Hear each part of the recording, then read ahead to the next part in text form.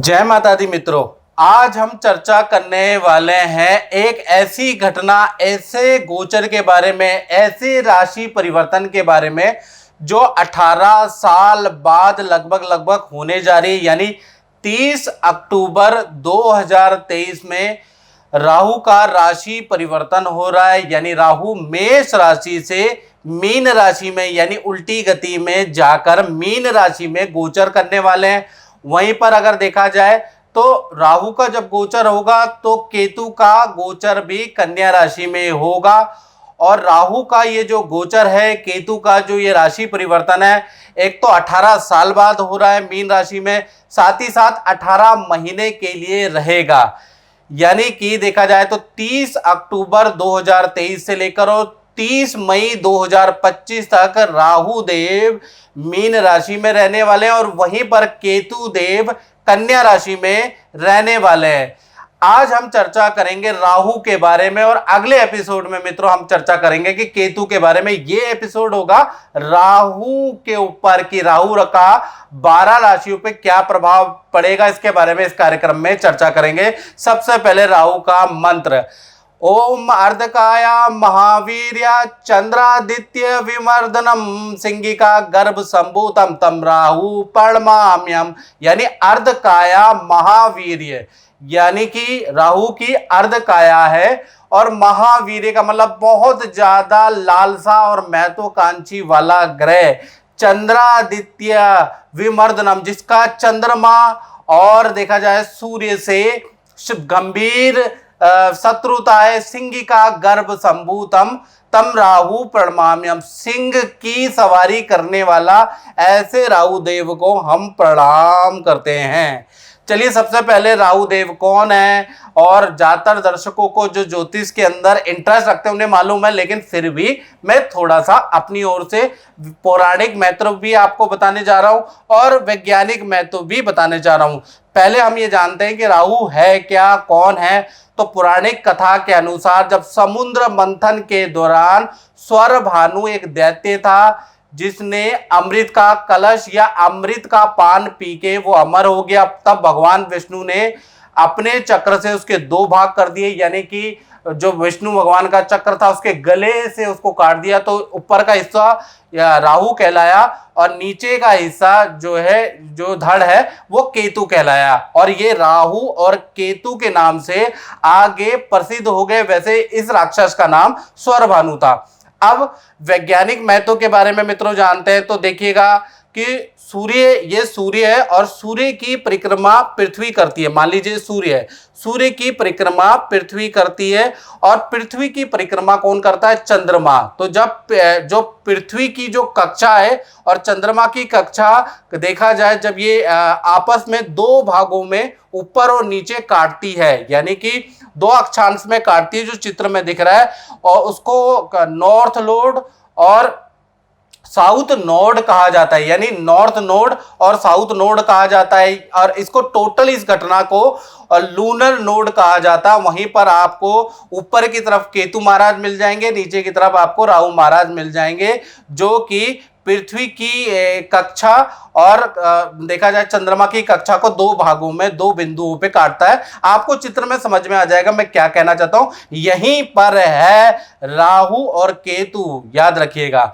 अब राहु और केतु को आपने जान लिया क्या है, कैसे दिखते हैं। वैसे तो दिखाई देते नहीं, छाया ग्रह हैं, लेकिन उसका अनुमानित वैज्ञानिक दृष्टिकोण हमने देख लिया, पौराणिक महत्व देख लिया। अब राहु केतु के कुछ रोचक तथ्य मैं बताने जा रहा हूं जो कि आपको बड़ा हैरान करने वाला है। पहला मित्रों, राहु और केतु की कोई अपनी राशि नहीं है। यानी कि अभी तक, यानी कि इस वीडियो 2023 तक और जब से राहु केतु का सर कटा है तब से अभी तक विद्वानों के बहुत अलग अलग मत है। मतलब राहु केतु में जितना कंफ्यूजन है ना मित्रों, उतना कंफ्यूजन किसी में नहीं है।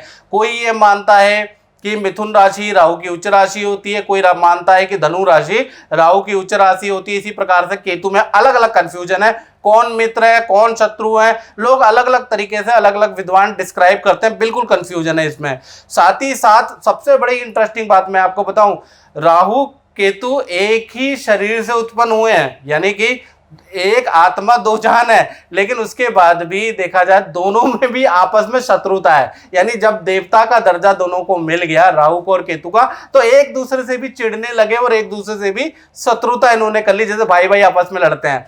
इसी तरह से देखा जाए तो दूसरा इंटरेस्टिंग पॉइंट क्या है, राहु जिसकी कुंडली में प्रबल होता है ना, वो बहुत बड़ा कॉपी कैट होता है। अब कॉपी कैट का मतलब कि ऐसे व्यक्ति के अंदर चालाकी और देखिए चालाकी जन्मजात होती है। ऐसे लोग बहुत चालाकी करते हैं, बुद्धि से बहुत तेज होते हैं, साथ ही साथ किसी चीज की कॉपी करने में जैसे कहते हैं ना, जूते की कॉपी बना ली, सॉफ्टवेयर की कॉपी बना ली, उसकी नकल बना ली, कॉपी करने में बड़े एक्सपर्ट होते हैं, ओरिजिनल को भी मात देते हैं। जिनका राहु अच्छा होता है, याद रखिएगा स्टूडेंट, जिनका भी राहु अच्छा होता है तो कहीं ना कहीं केंद्र त्रिकोण में बैठा है, शनि की राशि, बुध की राशि, शुक्र की राशि में बैठा है, तो मान के चलिए ऐसे लोग कॉपीकेट बड़ी जल्दी कर लेते हैं। किसी की लाइफस्टाइल को फॉलो करना, कोई टेक्नोलॉजी की कॉपी करना बहुत अच्छा कर लेते हैं और सक्सेसफुल हो जाते हैं।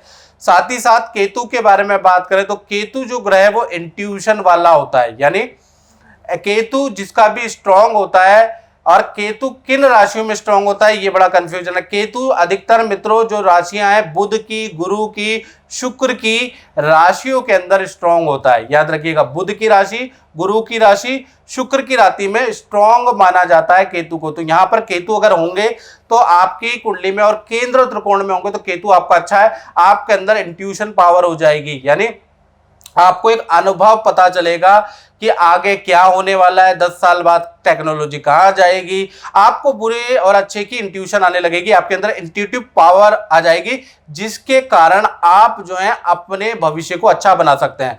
तो राहु और केतु दोनों अगर अच्छे हो जाते हैं तो कहीं ना कहीं एक में चालाकी बहुत अच्छी मिलती है और एक में इंट्यूटिव पावर ज्यादा मिलती है।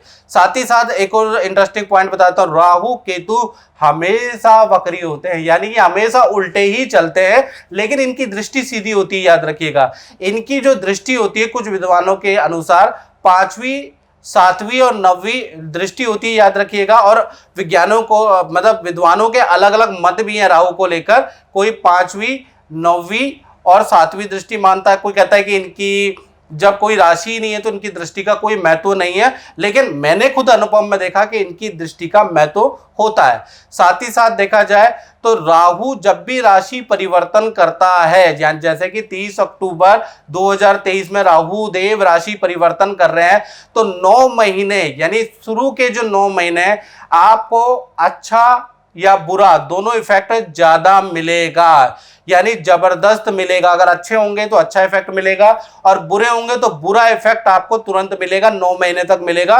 फिर अंतिम के जो 9 महीने वो कहीं ना कहीं नॉर्मल होते हैं, यानी कि 9 महीने ज्यादा इसका अच्छा या बुरा इफेक्ट मिलता है। चलिए अब बात करते हैं कर्क राशि पे। तो कर्क राशि पे देखा जाए तो राहु का गोचर जो होने वाला है, देखा जाए तो ये कर्क राशि की कुंडली है। आपकी कुंडली से, आपकी राशि से राहु का गोचर देखा जाए तो 9वें भाव में बैठा है, यानी 9वें भाव में राहु बैठे हैं। तो यहाँ पर काफी विद्वानों का मत है कि भाग्य स्थान में राहु जब भी बैठता है तो खराबी रिजल्ट देता है। ये बहुत से ज्योतिषाचार्यों का मत है, मेरा ये मत है और मेरा अपना पर्सनल अनुभव भी है 27 से 30 साल के करियर का, कि यहाँ पर जो राहु है कुछ जगह पे अच्छा रिजल्ट देगा और कुछ जगह पे बहुत बुरा रिजल्ट देगा, यानी कि मिश्रित फल देगा। और ये कब तक मिलेगा, 30 अक्टूबर से लेकर 30 अक्टूबर 2023 से लेकर और 30 मई 2025 तक, यानी पूरा 18 महीने आपको करियर में बहुत अच्छा रिजल्ट मिलेगा। लेकिन हेल्थ में और विद्या अगर आप कर रहे हैं तो यहाँ पर बैड रिजल्ट आपको मिलेगा। चलिए कैसे, इसके बारे में चर्चा करते हैं। देखिए, राहु जब भी 9वें में होता है तो कहीं ना कहीं जो नौकरी कर रहे हैं उनको पद प्रमोशन के योग मिलेंगे, यानी कि नई नौकरी का आपको ऑफर मिलेगा और उच्च पद पदवी का आपको लाभ मिलेगा। यानी कि किसी की पद या किसी का प्रमोशन छीन कर आपको दे दिया जाएगा। यानी कि जो राहु होता है ना, वो छीन के देने वाला ग्रह होता है, यानी आपके कलीग का प्रमोशन होने वाला होगा, आपका हो जाएगा, या फिर आपके कलीग नौकरी छोड़ के चले जाएगा, उसका काम आपको मिल जाएगा। ऐसा योग नजर आ रहा है, जिस कारण से आपको पद धन लाभ के योग नजर आ रहे हैं।